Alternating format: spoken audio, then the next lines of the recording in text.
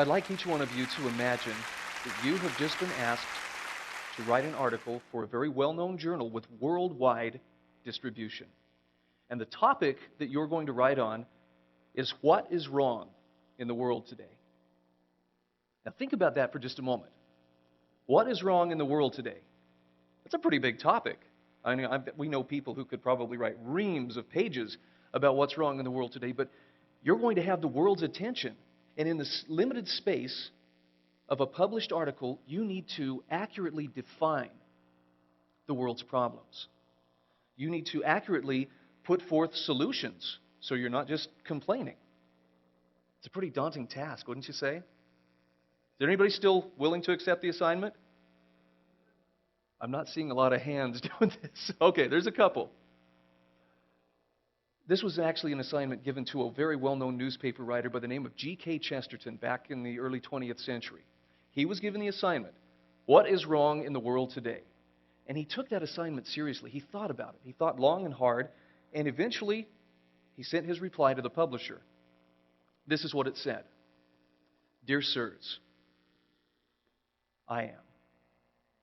Respectfully yours, G.K. Chesterton.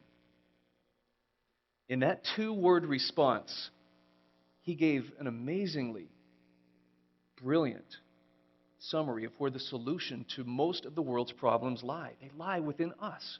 Look, it's easy to complain. In fact, it's even easier to complain and at the same time dismiss ourselves from any personal responsibility because, let's face it, so many of the world's problems are actually out of our control. So we say, well, that's Wall Street's fault, or we can blame the government, or we can blame somebody else. But the real solutions, the real means of changing things that need to be changed, more often than not, start by changing who we are and how we behave, first as individuals, then as families, and then as communities. There's something the world desperately needs right now. It needs people who are capable of thinking clearly and independently in order to see the world as it really is, not as someone told them it was. And secondly, it needs people who approach life with a sense of mission, a desire to actively change the world instead of waiting for someone to give them permission. So I'm going to let you in on a little secret. There's a sleeping giant inside each one of us. We don't like to be told that, because if we accept that as truth, it most likely means some changes are in order. A lot of us take a lot of pains to tiptoe around in our lives. We don't want to wake the sleeping giant, so we're very cautious not to bring that giant into full wakefulness. We might have to do something. Even worse, a lot of us spend a lot of time sedating the giant. Oh, we have a lot of great ways to do that. We have habits and hobbies and distractions galore. We tell ourselves that the only people who really make changes in the world are people who were born great, or people to whom personal greatness came without any effort whatsoever. Or we tell ourselves that the only changes that really matter are the ones that we read about in the newspaper, the ones that are recognized, the ones that are rewarded. These are false ideas. Because inside every individual are seeds of greatness. Properly nourished, they blossom into a kind of personal greatness that accomplishes gigantic things. We may try to tell ourselves, but hey, I'm just me. What can I do? I'm just one little person. That's a good time to remember what Helen Keller said. Remember, she was one little person too. One little person who said, I long to do great and noble things, but it is my destiny to do small things in great and noble ways. Years ago, I took a first aid class, and I was taught that the absolute worst thing a person could do in a life-threatening situation is to say to a crowd of people, somebody, get help. It doesn't work. When you speak to the crowd generally, somebody, please, get help, everybody assumes that someone else, someone better qualified, someone prettier, someone stronger, is going to go and take care of the problem. Instead, we were told, nope, you take them by the arm, you look them right in the eye, and you say, you, get help. Now it's personal. There's a really good likelihood that that job is going to be carried out. And so in the interest, and actually in the spirit of that first aid class I took those many years ago, here's my invitation to you. It's time to wake the sleeping giant, the one that you may not even believe exists within you. And it's time to change the world in a way that only you can change it. Now you're probably wondering, okay, how exactly does that work? How do you wake the sleeping giant? Well, I can tell you this. If you're interested in tapping into personal greatness, if you want to unlock those seeds of greatness inside of you, there is no shortcut, there is no high road, there is a price to be paid. And it's a hard one. It requires deep sacrifices. But this is good. Because more often than not, you're going to encounter other people along that path who are also trying to unlock their personal greatness. You may have to ask them to make deep personal sacrifices. And it's so much easier when you've actually done that yourself. One of the most overlooked keys to unlocking a person's personal greatness is a good old-fashioned liberal arts education. Now, people have kind of a different reaction when that comes up. Liberal arts? What? I'm going to be walking around in tights at the local Renaissance fair and sprinkling my speech with methinks and forsooth. You might. I mean, hey, it's your life. You can do what you want. What I'm talking about is a system of education, a well-rounded education that promotes the ability to think and to reason and to apply knowledge, specific knowledge, in search of solutions. There was a time when this was actually a very common way for people to be educated. In fact, when the first universities were established, a person could not be considered truly educated unless they had what was called a broad artis liberalis type of education, meaning a very widely differing background of studies. For instance, the trivium was part of that. That included oratory, rhetoric, and logic. But there was more. There's the quadrivium with 4 studies: astronomy, music, arithmetic, geometry. Can you see how a person who was schooled in all of those languages might have a pretty broad view of how things work, how people think, how to understand the world around them? I'm not talking about necessarily an education that requires you to drop everything you're doing and go to school and sit in a classroom until you have a piece of paper that says, yep, I have a liberal arts education. I'm talking about something that's more of a lifelong pursuit. The kind of thing that Plutarch was talking about when he said, the mind is not a vessel to be filled. It is a fire to be kindled. And it should be kindled throughout our whole lives. It's been 60 years since a couple of gentlemen, an educator by the name of Mortimer Adler and then president of the University of Chicago, Robert Hutchins, sat down and compiled the great books of Western history. And this is important because a person who has access to the great books, and by the way, in the library down the hall here, top shelf, they have the great book series. They can be found, usually covered with dust because they've been decorating somebody's bookshelf and have never been opened. But they compiled those great books in response to a need that they saw in the way that we were becoming educated as a society. Now, this was 60 years ago. Keep that in mind. The great books cover 3,000 years of Western thought. It includes classics in math, science, poetry, philosophy, economics. It covers a huge, broad, and deep spectrum of knowledge. The reason that they compiled those books with hundreds of thousands of man-hours of cross-referencing and research to put them all together was because they felt that something was disappearing from our educational tradition. We were becoming a society whose material standard of living was constantly rising, but who was gradually becoming impoverished in terms of spiritual, moral, and intellectual things. And with every generation that got further away from that tradition of liberal arts education and connection with the classics and what the great minds who had come before them had thought, there came a kind of educational malnutrition that further impaired each succeeding generation's ability to think for themselves. This is so important. Robert Hutchins particularly said his fear was that the people, and remember this is 60 years ago, it's before all of the technological information devices we have today, he was afraid they were being bombarded with information 24 hours a day, 7 days a week. And his concern was that if you have a people who don't think critically and independently and don't have a well-rounded appreciation of humanity, having asked the deep questions about what is right, what is just, what is happiness, and all the other things that make up that great conversation that has flowed through the ages. They're easier to bamboozle.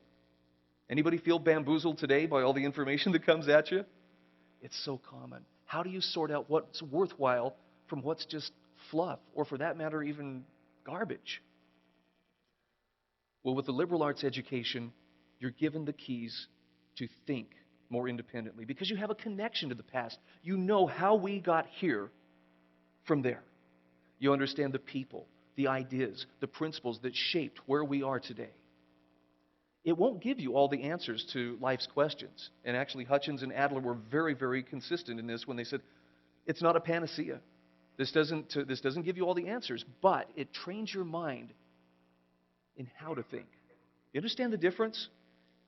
A liberal arts education isn't about just filling your head with knowledge so you know what to think at any given time. It's about learning how to see the world through different people's eyes. C.S. Lewis referred to this as stepping out of your time by reading great books from other thinkers of other times. And that's how you learn how to see the world in a more well-rounded way, and also to see the blind spots that others have, to recognize that you may actually have blind spots. You ask the right questions. The right answer may not be on the tip of your tongue, but if you can ask the right questions, you will get the right solution. It's a lifelong pursuit. It doesn't have to take place in a classroom. In fact, most people who are liberally educated became that way because they consistently, in the privacy of their own study or their own bedroom or their own living room or at their kitchen table, sat and acquainted themselves with the great books. And in doing so, they also acquainted themselves with the personal greatness of others who came before. This is important because they learned about people who didn't wait for permission to become great. You cannot be exposed to the personal greatness of others without unlocking your own personal greatness. And I'm not just talking in terms of knowledge, but in terms of character. Because those classics ask the penetrating questions, whether it applies to individuals or to institutions, that can help you find what is right, what is true, what is ennobling, and what is good. Can I explain to you how it might look? Small things with that liberal arts education growing into giant results. Try this on for size. In the 16th century in France, an 18-year-old student by the name of Etienne de la Boétie, I'm probably butchering his name, but I don't speak French.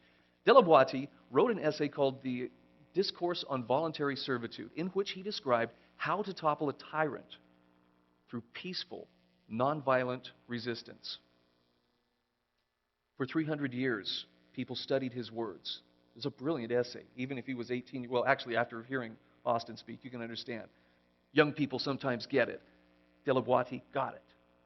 And a writer by the name of Leo Tolstoy got a hold of this discourse on voluntary servitude, and it touched him to the point that he sat down and he wrote Letter to a Hindu for people in India. A couple decades later, a man by the name of Mahatma Gandhi got a hold of this Letter to a Hindu. And in reading the summarized principles and ideas that Tolstoy had written about, applied those principles of peaceful, nonviolent resistance to driving the British out of India without having to go to war. An 18-year-old student writing an essay, 400 years later, one of the mightiest nations on earth peacefully leaves a nation to run itself. Small things can lead to great things. One of the reasons that I want to share this message with you, and I want to encourage you to search within your soul as to whether or not there's something more that you could be doing with your life, is because this is a journey that I've had to take myself.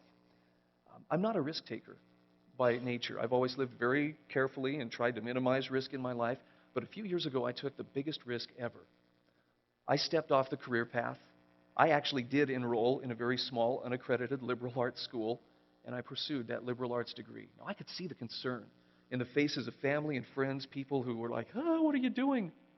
And if I had simply bought a convertible or a Harley, they'd have said, midlife crisis. He'll get over it. He'll work it out. But it wasn't that. I knew in my heart that there was something more that I could do with my life, because I encountered a person who had been diligently doing their best to unlock their personal greatness. And they encouraged me to step forward and live up to the potential that I was not yet living up to. And oh, I hated that person. Oh, I was so mad. Because once I accepted that there was more I could be doing, I couldn't shut my eyes again. Some of you, by the way, may hate me when this is done. And that's okay. I'm willing to suffer that. Because I know that there is someone who needs to hear this message. I paid the price, and it included a price of health problems, financial difficulties, and long hours of studying. For those of you who've really deeply studied a subject, you'll know it's not relaxing. It's not refreshing. It's like climbing a rope, hand over hand, sweat pouring down your face. It's hard work. And if we followed the path of least resistance, none of us would ever think. But it's worth it. That's that price that has to be paid. And I asked myself along the way, when's it going to pay off? When is this going to actually be worth it? Well, I got my answer the day that I was handed a pink slip and told, you've been downsized as part of a reduction in force. I just lost my job in the worst economy since the Great Depression. And I was totally at peace. Some would say denial, but I know better. It was peace.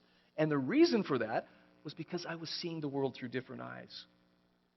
As a result of this liberal arts education, I saw myself differently. I wasn't just a radio guy. I could teach. I could speak. I could write to different audiences in very different settings, but I could do it effectively. And I resolved at that moment, what I am more interested in than just a paycheck. I want to have impact. I want to reach out and do what has the most positive impact, starting where I am with what I have to work with. And the universe met me. Opportunities flowed to me in such vast amounts, in such abundance, that I went from that moment of being overwhelmed with, oh, I just lost my job, to being overwhelmed with, oh, I have too many opportunities.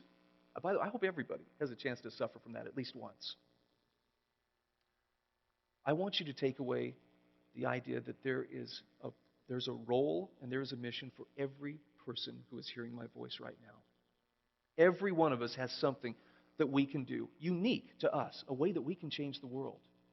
And the price we have to pay is wake the sleeping giant within us.